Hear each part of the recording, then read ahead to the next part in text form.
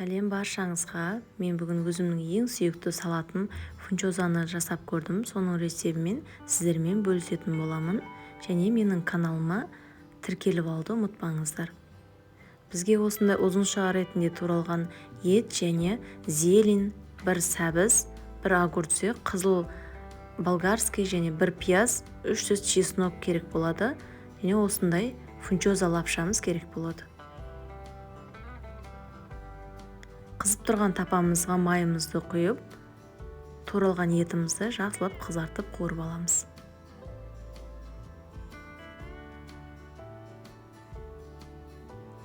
Қуырылған етімізге тұзымызды және соямызды құйып алып, 1 минутқа бұқтырып қоямыз. Және осында пиязымызды майдалап турап аламыз.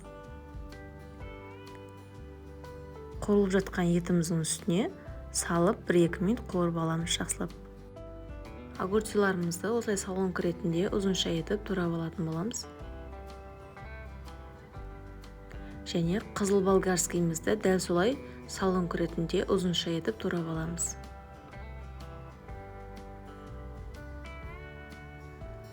Сәбізімізді осылай теркадан өткізіп алсаңыздар болады, тураудың қажеті жоқ.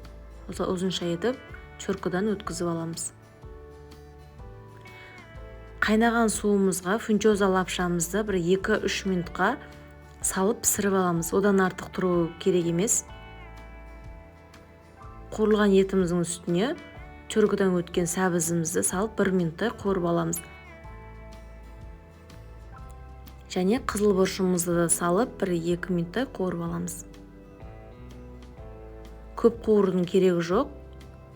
1 минуттай жетеді. Міне біздің етіміз дайын болды. Енді үстіне туралған огурцыларымызды және чесногымызды өткізіп салатын боламыз. Чесногымызды осылай өткізіп аламыз. Және дайын болған фунчоза лапшамызды осылай бетіне салып, зеленімізді ірі-ірі турап салып жақсылап барлығын араластырып аламыз. Фунчозаларыңыз осындай бір-біріне бірігіп қалған болса, қолдарыңызбен үзіп-үзіп жіберсеңіздер болады, сонда жақсы болады.